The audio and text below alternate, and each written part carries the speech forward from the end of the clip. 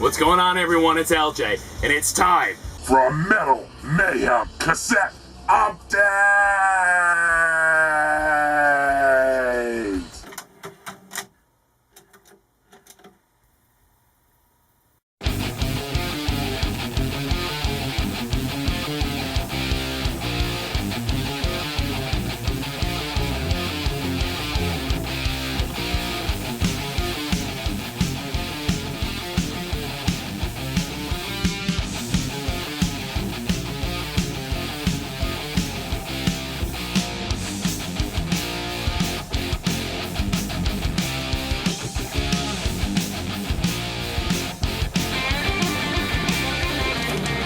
I love cassettes. That much is probably obvious from my videos. But it's been a while since I've done a cassette update. Probably closer to a year or so.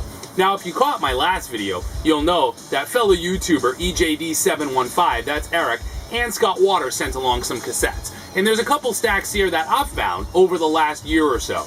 Now, the wall that you see behind you in the videos that's off to my right, just now, is really limited exclusively to metal. So what that means is that I have to be pretty selective in what I pick up. Only certain things make the cut, only certain ones make the grade, and only certain things stay. Otherwise, I'd be drowning in them. But here's a handful, 15 or 16 to be exact, of some really cool ones that have turned up recently. And the first is one that just came from fellow YouTuber Scott Waters, and that's Sacred Reich's The American Way from 1990. Now by 1990, Sacred Reich, they were on the cusp of the evolving trend of slowing things down. All these thrash bands kind of slowing down. And it's an effect that would permeate Megadeth, Artillery, Metallica, Testament, Slayer, Anthrax, and more. This has cleaner vocals than the previous album, Ignorance, which I also happen to love. But it slows things down. They're more crunchy. The vocals are cleaner. The songs are fantastic. It's Sacred Reich. And with the exception of the funked out, funny joke comedy piece of junk track that is 31 Flavors, this is an absolutely amazing album. And it's one I hadn't had on cassette since high school. So Scott, thank you so much. When you told me you had turned this up, I couldn't wait to get it. Now the next two came from fellow YouTuber EJD715, and that's Eric. What's going on, Eric? And they're both from the German metal band Bonfire.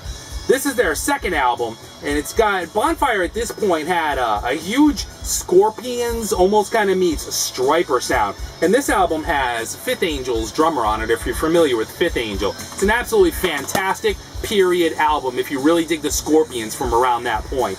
And the second is Point Blank.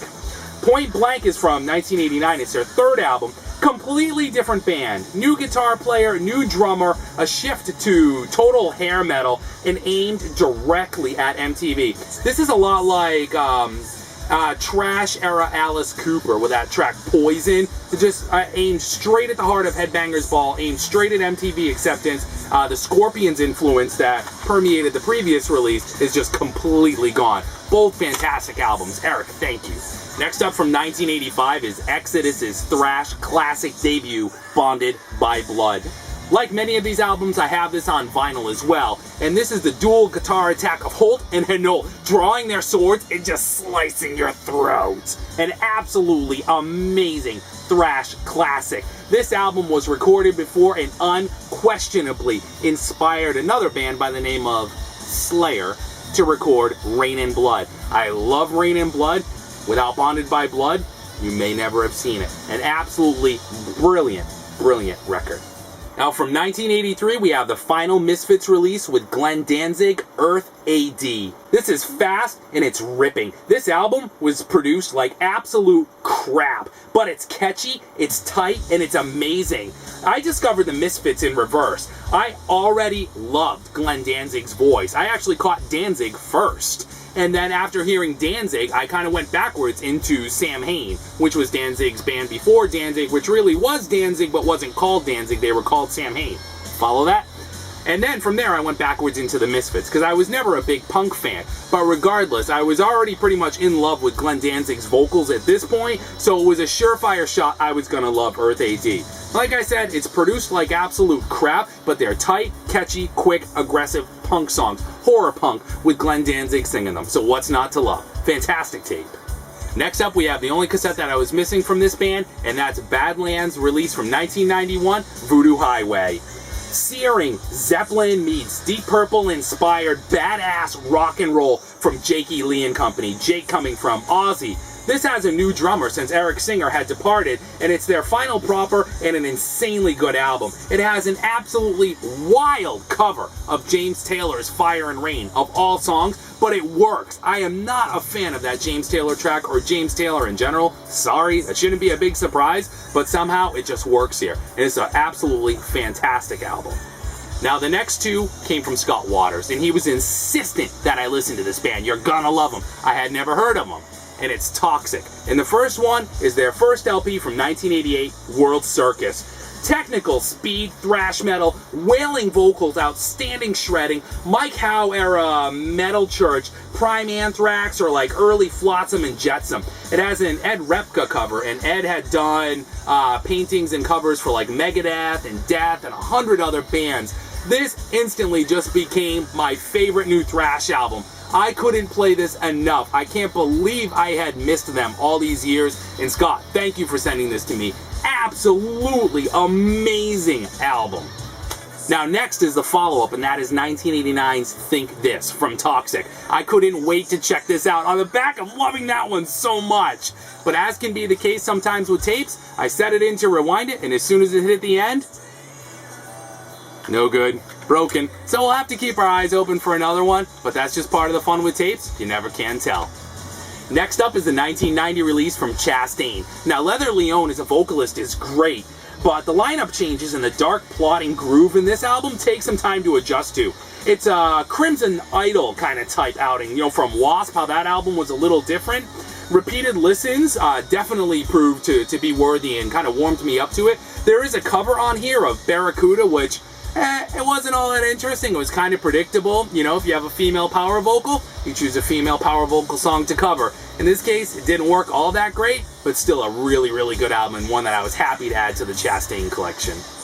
Next up from 1987, we have Corrosion of Conformity's Technocracy. And this is pre-Pepper Keenan Corrosion of Conformity.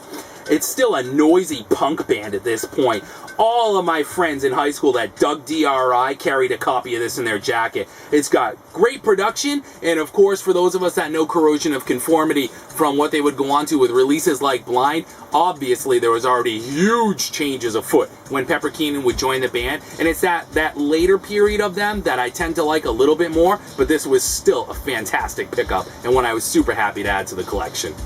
Next up from 1976, we have Motorhead's On Parole, a very early Motorhead album, and it's made up of half covers and half originals. We have Larry Wallace from the band Pink Fairies doing vocals on 2 tracks, which were covers, and it's not at all the aggressive Motorhead that created albums that would come like Bomber or Overkill, but more of a collection, a blueprint of mostly hard-driving rock and punk tunes. I can't say it's one I'll listen to a whole ton, but it's one I hadn't heard before, and as far as Motorhead goes, it was pretty interesting. I dug it. Next up, we have Suicidal Tendencies, Join the Army. This is from 1987. It was their second LP in 4 years, and their second LP overall, and Rocky George's first LP on guitar. You know, there's a couple of Suicidal classics, but the production just sucks on this one, and it always did. In retrospect, I can appreciate it as a transitional release and sign of kind of the brief greatness that would come. The 4 albums that followed this are just absolutely amazing. But this one in particular, you know, I can remember carrying it with me on a family trip in the car somewhere down south around Kentucky or South Carolina, and I listened to it over and over, and the production even bothered me at the time, and I was probably only 10 or 11 years old. Again, it's one of those, you gotta have it, you gotta be a completist when it comes to a band that you like that much. I can't say I've listened to anything or care about anything they've done in the last 15, 20 years, but at this point, it was just right on the cusp of absolute greatness and a really cool album. Alright, so this next one was a really, really cool find, and this came from Scott Waters as well, and it is an advanced promotional copy of one of the greatest thrash albums ever recorded, Megadeth's Rust in Peace. I mean, just check out those pictures. We all know this was the birth of everyone's favorite Megadeth lineup, and it is absolutely a perfect album, note for note. You just cannot replicate Rust in Peace. They've tried and they haven't been able to. And inside here you have a write-up from Capitol Records that talks about the band's thoughts, their thoughts on the album, putting it out, where they are at this point, and then it goes on to tell you what type of merchandising is available. So when the LP, CD, and cassette will ship, when the video for Holy Wars will hit MTV and when it will hit radio. Window decals are available. It almost makes you want to pick up the phone and call Capitol Records and ask for some of that stuff. So while I already have the original regular release of this on cassette, CD, and vinyl, I have never seen a promotional release of it like that in the wild, and they do it just a little bit different than you do on vinyl with a gold stamp and a white label. Here, the artwork may not be ready yet, so you kind of get this heavy cardstock yellow insert. That was a fantastic find, Scott. Thank you. Next up is another cassette that Scott found while he was out digging, and it was in the same batch as that Megadeth promo. It's an Iron Maiden promo, and this is Can I Play With Madness from Seventh Son of a Seventh Son. What's pretty cool is that it's looped 3 times on each side, so 6 chances to listen to Can I Play With Madness, or 6 chances for a DJ to pause it in between and then play it again the next hour, which is most likely the case. There's no write-up on the inside of this one, but a very cool collector's piece, and what I did notice about this one listening to it is the sound stage is insane. For a cassette in 1987, this sounds absolutely amazing. Like all cassettes have the potential to do if you have a halfway decent setup. Another very, very cool find. 2 left and we're done. And next up is Despair. This is from 1991 and it's the 3rd and final album from German thrash metalers. Solid early 90s thinking man's thrash. It's very, very technical. It's not a lot unlike later releases from Forbidden. But Despair is not a band that I was really very familiar with. I'd only heard a couple of tracks here and there, so I was definitely quite surprised when I played it. A phenomenal, if it's possible to say progressive thrash, by that meaning it's not just wailing, there's actually some melody and some almost like progressive complex elements to be found there, this would be it. A really, really, really cool album. I've not heard their first 2, but I hope to trip over them one day.